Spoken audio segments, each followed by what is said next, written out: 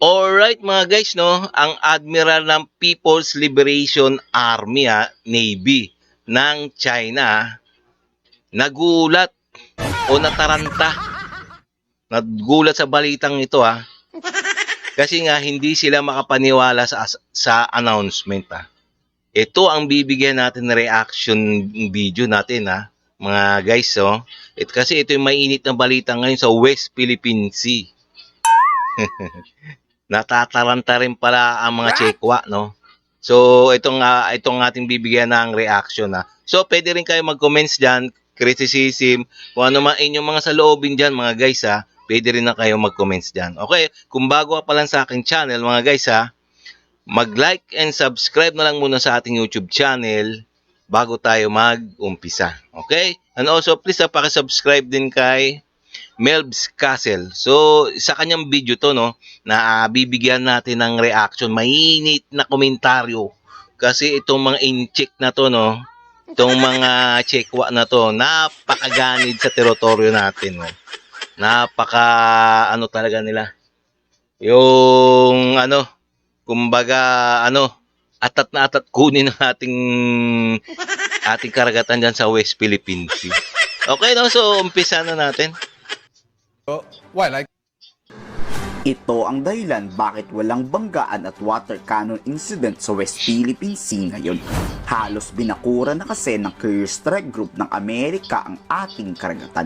Sa ika-13th Multilateral Maritime Cooperative Activity kasi, lumahok ang USS Nimitz aircraft carrier at tatlo nitong guided missile destroyer ng US Navy kasama ang BRP Jose Rizal at BRP Antonio Luna sa Pilipinas at JS Akibono sa Japanese Maritime Self-Defense Force. Isang buwan na nga ata simula noong permanenteng idineploy ng US Navy ang buong fleet ng Carrier Strike Group. Halos isang buwan na ring wala tayong nababalita ang banggaan ng mga barko o water cannon harassment bang lang ng China. May mensahe naman ng People's Liberation Army patama sa Pilipinas, US at Yun, kaya naman pala, no, nabahag ang buntot ng mga Chekwa. Kasi nga, ang ating mga kalyado nandiyan naggumagala sa West Philippine Sea. Gumagawa ng exercises kung paano itumba yung mga Chekwa diyan sa West Philippine Sea. Biro mo naman nandiyan ang aircraft carrier ng Amerika. Nandiyan yung mga barko ng ating Pilipinas, ng ating government, ng ating Philippine Navy na mga makabagong barko na frigate So talagang ewan ko na lang pag di pa bumahag ang buntot nito, no. Kaya nabahag na nga kasi nga simula noon yung naglilibot na at naglilibot na ang yung mga tropa natin, yung mga kalyado natin, mga malalakas na bansa. Nagtataka nga tayo, no, wala na talaga nag-water cannon. Sigurado nabahag na taligos, nabahag na ang bunton nitong mga na to, no. Itong mga incheck na to. Talagang no, napaghahalata na sila ay isang mga duwag. Japan. Tila ginagawa daw dahilan ng tatlong bansa ang military exercises to defend the Taiwan. Parehas na parehas kasi ang sinabi ni Japanese Prime Minister Takeichi at Pangulong Marcos sa speech nito na magde-deploy ang kani-kanilang mga bansa ng militar sa Taiwan kung magkakagera doon. At hindi yan nagugustuhan ng China. Dudurugin daw ng China ang sino mang pipigil sa pagsakop nila sa Taiwan. Wow! Ang tapang ng mga incheck ng mga Chekwan, dudurugin daw. Maniwala naman kami sa inyo. Matagal nyo nang sinasabi yan, no? Matagal lang sinasabi ng mga incheck na to, no? Itong mga Chekwa na to, no? Na yung kanilang mga bunganga, masyadong matapang. Pero, bahag naman ng buntot. 纯属中国内政，不容任何外来干涉，将在中国人民解放军的铜墙铁壁面前碰得头破血流，付出惨痛代价。 Tuloy-tuloy naman ang territorial defense exercises sa Dagat Pa 2025. Nagsasanay ang AFPing depensahan ang kalupaan kung tatangkain man ng Chinang lumapit sa ating bansa.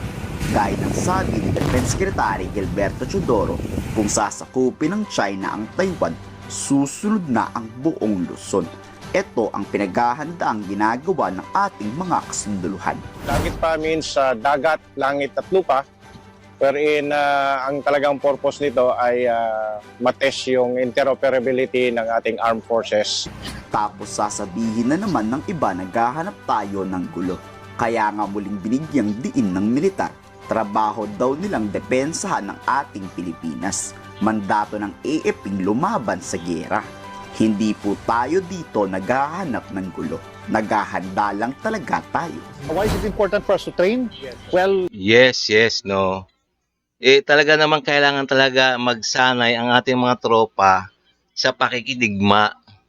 Kasi itong mga itong mga incheck na to, masyado kasing alam nyo, masyado silang mareklamo, no? Masyado lang mareklamo na porket nagsasanay ang Pilipino at ang mga Amerikano sasabihin nila naghahamon na sila ng away. Naghahamon na ng away ang Pilipinas at Amerika. Ganyan ang kakitid yata ang utak ng mga Chekwa. the mandate of the Armed Forces of the Philippines is to defend the territory and our sovereignty. Training for future operations is a natural activity of any armed forces. That is our commitment. Yes, tama naman, no. Natural na sa mga armed forces of the Philippines na magkaroon ng training. Kaso itong mga incheck na to, no, masyado silang pakialamero. Wag naman kayo makialam, mga incheck. Grabe naman kayo, Commitment to the state and our commitment to the people. So this is, I would believe, very normal for any armed forces, not even in the Philippines, but also for other countries. Warmongering means we are looking for a fight. But this one is a demonstration of our capability to defend our territory. Improving every single day with our exercises. So every time we execute an exercise, whether it's unilateral or whether it's bilateral, we are in the process of learning from our own operations and also learning from our own shortfalls. So every time we do this, it is a step in the right direction. Tama lang naman ang ginagawa ng AFP, di ba? Yes, tama naman talaga. Tama naman talaga ginagawa ng Armed Forces of the Philippines, no? Talaga, natural na nagbabantay at nag-training, nag-exercise tungkol sa paggera. Nakapara magkaroon man lang ng in case na magkaroon ng pagsasakop o yung mga incheck, yung mga Chekwa naging agresibo na, talagang handang-handa na ang ating Armed Forces of the Philippines para labanan ang mga Chekwa. Maging combat ready sa digmaan. Kayo, pabor ba kayo sa ginagawa nila? I-komento sa baba ang inyong saloobin. Yes. Yes. Kung ako tatanungin mga guys siyempre, pabor ako na magkaroon ng mga regular training ang ating mga kasundaluhan na kasama ang mga malalakas na bansa tulad ng Amerika, France, Japan. Ganyan. Kaso itong mga Chekwa naman nito, masyadong balat sibuyas. Okay, no mga guys, so hanggang dito na lang tayo, no. Nalaman natin na talagang nagulat ang mga Chekwa, no, sa mga ginagawa ng ating ating gobyerno, ating mga armed forces of the Philippines na nakasabay na nakipagsanay sa Amerika. Dahil nandito ngayon sa ating West Philippine Sea ang aircraft carrier ng Amerika. Kaya nga yun, no. Yung mga inchik nagsilayasan na. Okay, no. So hanggang dito na tayo, no. Ngayon, kung bago ka pala sa akin channel, please bago tayo magtapos like and subscribe na lang muna sa ating YouTube channel bago tayo magtapos na sa ganun ma-update pa kayo sa mga video na aking i-upload pa sa next day. Okay, no? Maraming salamat.